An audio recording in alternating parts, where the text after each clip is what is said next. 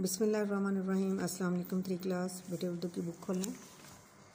जी बेटा नात की आज हम करेंगे सवाल नंबर 3। इन अल्फाज पर एराब लगाएं और दुरुस्त लफ्ज़ के साथ पढ़ें। अल्फाज क्या है? यतीमों, ये के ऊपर ज़बर, ते के नीचे ज़ेर और मीम के ऊपर ज़बर और नून के ऊपर नून गुन्ना है, ये इसके ऊपर जज़्म आएगा। ठीक है। आगे है दीन, दाल के नीचे ज़ेर और नून पे जज़्म।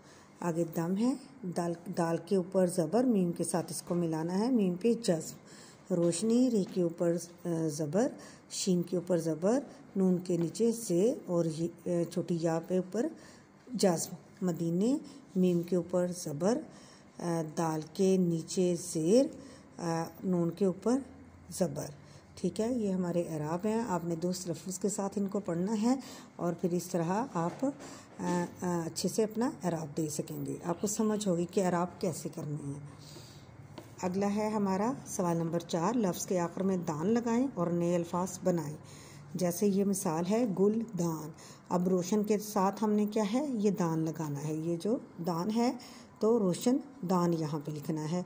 नमक दान, कलम दान, ज़ुबान दान, शम्मा दान।